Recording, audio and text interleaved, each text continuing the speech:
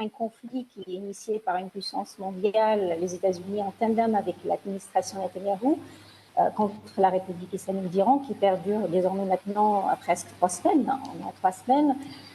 Malheureusement, dans ce conflit, je n'aperçois pas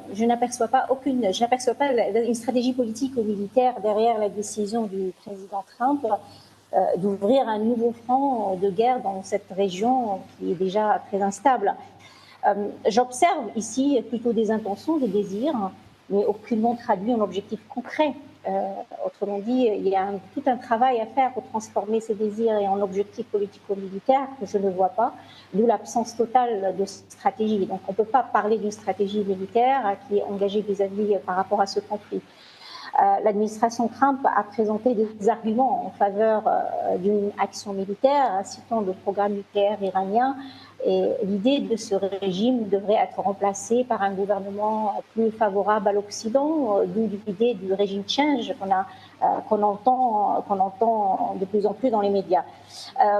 Il convient de préciser que les attaques qui sont lancées le 28 février visant le guide suprême l'ayatollah Ali Khamenei ont lieu pendant des pourparlers entre les délégations iraniennes et américaines orchestrées par la Sultana d'Oman, qui se déroulaient, d'après les informations qu'on a, dans de bonnes conditions, oui, et étaient sur le point d'aboutir à un accord. Donc, en fait, aucune stratégie militaire ou politique américaine spécifique n'a été véritablement mise en œuvre à l'égard de la République islamique d'Iran.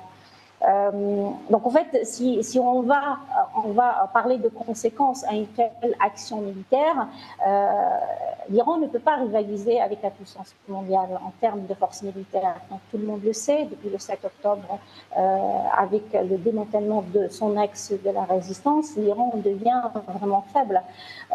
Donc au cours des 3 dernières décennies, l'Iran s'est engagé dans plusieurs guerres asymétriques. C'est ça sa stratégie. Et l'Iran s'engage dans des guerres asymétriques, oui, c'est parce qu'en fait c'est confronté aux États-Unis, en fait l'arme du faible contre le fort.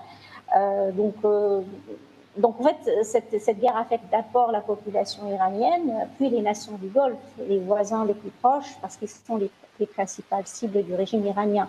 Donc, au fait, les retombées sont très très lourdes, que ce soit pour le voisinage ou pour l'Occident aussi, oui, l'Europe, plus précisément, comme il a bien mentionné votre intervenant avant avec tout ce qui est aspect économique.